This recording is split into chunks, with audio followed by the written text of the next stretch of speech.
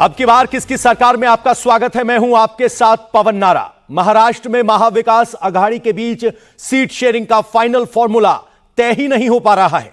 हर दिन नेताओं के बयान आते हैं, हर दिन लिस्ट जारी की जाती है और लेकिन अंतिम वक्त में सीटों पर खींचतान की वजह से बात फंस जाती है। मंगलवार को एमवीए की तरफ से एक फॉर्मूला पेश किया गया जिसमें कांग्रेस के 100 से 105, उद्धव गुट शिवसेना को 95 से 100 और शरद पवार की एनसीपी को 80 से 85 सीटें मिलने की बात सामने आई। संजय निरुपम ने कहा कि शाम 4 बजे तक ऐलान हो जाएगा, लेकिन ताजा खबर यह है कि उद्धव की शिवसेना और कांग्रेस के बीच कुछ सीटों को लेकर अभी तक बात नहीं बन पाई है। उद्धव ठाकरे 100 से कम सीटों पर चुनाव लड़ने को तैयार नहीं है।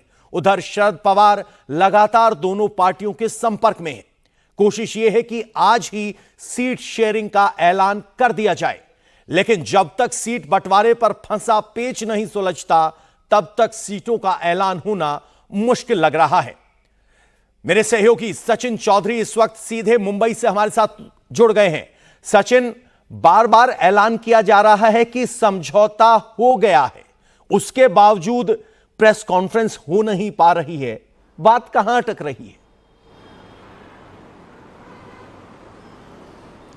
जी बिल्कुल पवन, आपने सही कहा है कि तारीख पे तारीख और समय पे समय दिया जा रहा है। 2 दिन से यही चल रहा है कि बस कुछ ही सीटें रह गई है जिसमें बातचीत होगी और शुरू हो जाएगी। फिर सुबह प्रेस कॉन्फ्रेंस ये शाम को करेंगे। आज सुबह भी 11 बजे का वक्त ये लगभग तय किया गया था, लेकिन बात नहीं बन पाई है और शाम के वक्त अभी तक जो है प्रेस कॉन्फ्रेंस होगी कि नहीं होगी, इस पर सबसे बड़ा सवाल है। और जो हमें सूत्र से जानकारी मिल रही है कि शिवसेना इस बात पर अड़ी है कि वो 95 सीट नहीं बल्कि 100 या फिर उससे ज़्यादा सीटें लड़ना चाहती है।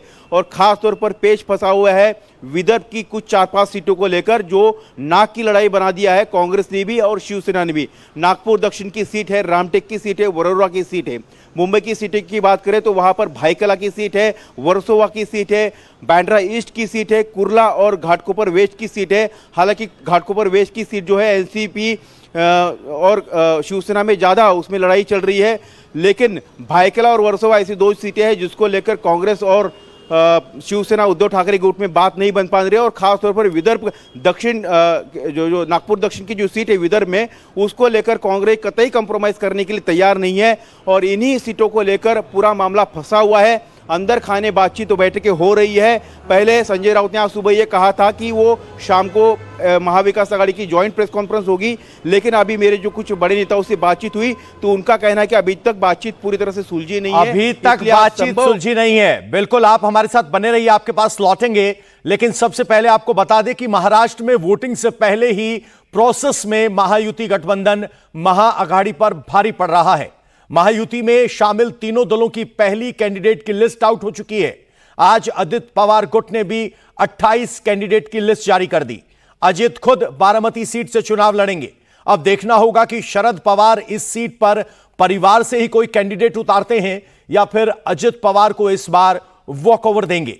इससे पहले लोकसभा चुनाव में बारामती सीट पर पवार वर्सेस पवार की जंग हो चुकी है, जिसमें ओल्ड पवार भारी पड़े। वहीं आघाड़ी की तरफ से केवल अब तक कांग्रेस की लिस्ट आई है। वहीं सीट शेयरिंग पर सहमति ना बन पाने पर उद्धव गुट और शरद पवार वाली एनसीपी की लिस्ट अभी तक अटकी हुई है।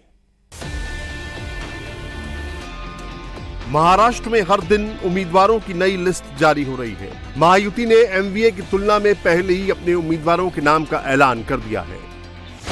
288 सीटों वाले महाराष्ट्र विधानसभा में महायुति की तरफ से अब तक 182 सीटों पर अपने उम्मीदवार उतार दिए हैं।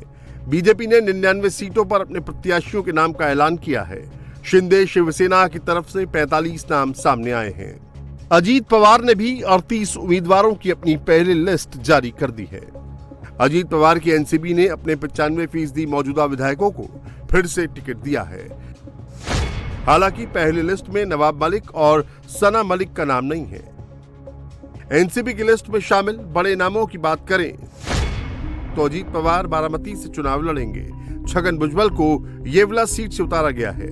हसन मुशर्रफ कागल सीट से, धनंजय मुंडे परली सीट से, अदिति तटकरे श्रीवर्धन सीट से, दिलीप मोहिते छेड़ आलंदी से, अहमदपुर से बाबा साहिब पाटिल, बसमत से राजू नवधरे, पुसद से इंद्रानील नाइक और मुंब्रा कलवा से नजीब मुल्ला को टिकट दिया गया है। एनसीपी ने अपनी लिस्ट में कास्ट कॉम्बिनेशन का पूरा ख्याल रखा है। पहली सूची में 2 मुस्लिम चेहरों को टिकट दिया गया है। इसके अलावा 4 महिलाएं, 5 ओबीसी, 6 शेड्यूल ट्राइब्स आदिवासी, 15 मराठा और दलित समाज से आने वाले लोगों को टिकट मिला है। इससे पहले मंगलवार रात शिवसेना ने भी 45 उम्मीदवारों वाली अपनी पहली लिस्ट जारी कर दी है। सीएम शिंदे कोपरी 5 पाकाडी सीट से चुनाव लड़ रहे हैं। इस लिस्ट में लगभग उन सभी विधायकों के नाम शामिल हैं जिन्होंने जून 2022 में उद्धव ठाकरे के खिलाफ एकनाथ शिंदे का साथ दिया था। आधा दर्जन से अधिक कैबिनेट मंत्रियों को उनके पुराने क्षेत्रों से उतारा गया है। लोकसभा चुनावों में जीतकर सांसद बने रविंद्र वायकर की पत्नी को शिवसेना ने जोगेश्वरी पूर्व से मैदान में उतारा है। पार्टी ने माहिम सीट से भी कैंडिडेट उतारा है। पहले चर्चा थी कि राज ठाकरे के बेटे अमित ठाकरे के लड़ने की वजह से सीएम शिंदे कैंडिडेट नहीं उतारेंगे, लेकिन ऐसा नहीं हुआ।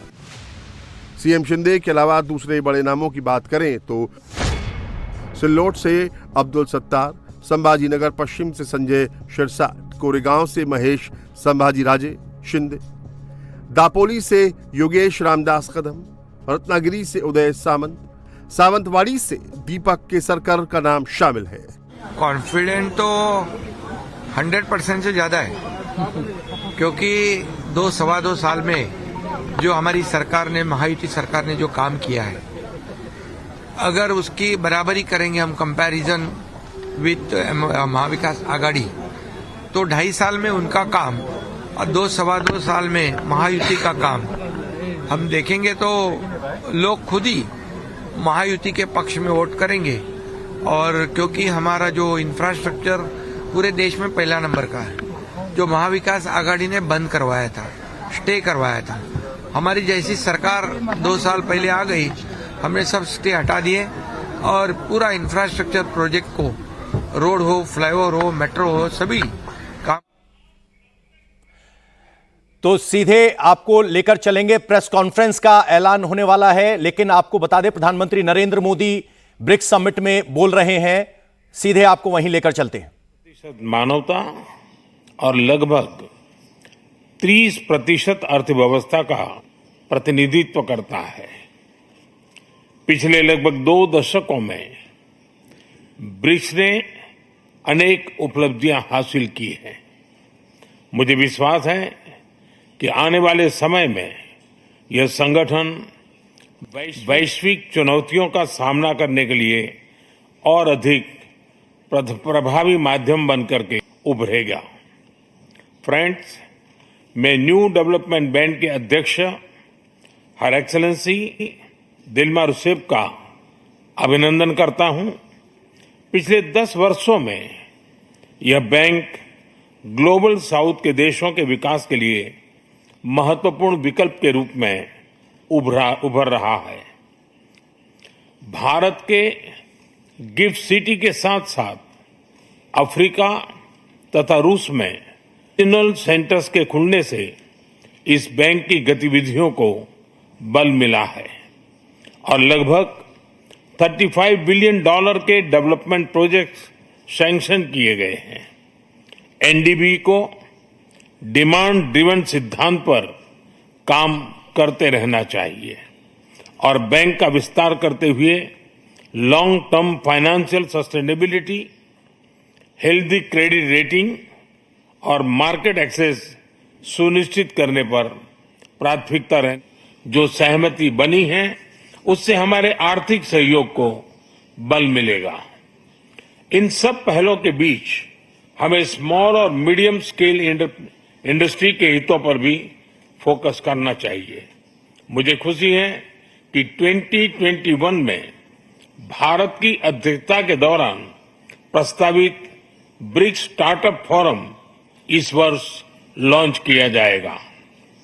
भारत द्वारा दिया गया रेलवे रिसर्च नेटवर्क का इनिशिएटिव भी ब्रिक्स देशों के बीच लॉजिस्टिक्स और सप्लाई चेन कनेक्टिविटी बढ़ाने में अहम भूमिका निभा रहा है।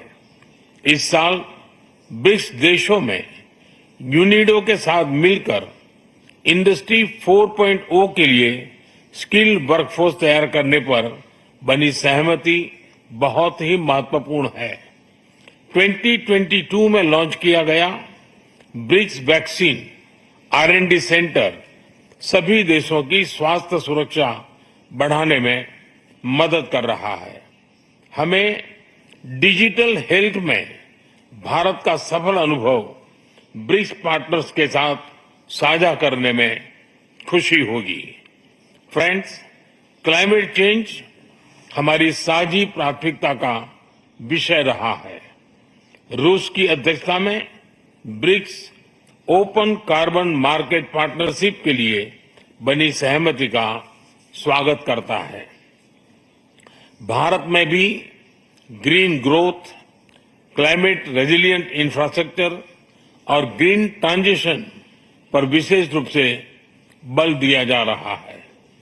International solar alliance, coalition for disaster resilient infrastructure, mission life यानी लाइफस्टाइल फॉर एनवायरमेंट, एक पेड़ मां के नाम जैसे इनिशिएटिव लिए गए हैं। पिछले वर्ष COP28 के दौरान हमने ग्रीन क्रेडिट जैसे महत्वपूर्ण पहल की शुरुआत की।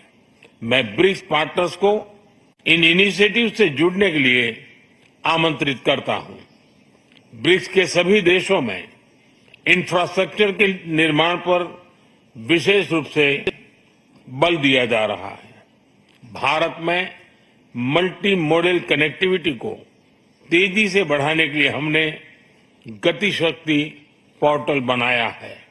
इससे इंफ्रास्ट्रक्चर विकास के लिए इंटीग्रेटेड प्लानिंग और इम्प्लीमेंटेशन में मदद मिली है और लॉजिस्टिक कॉस्ट कम हुई है।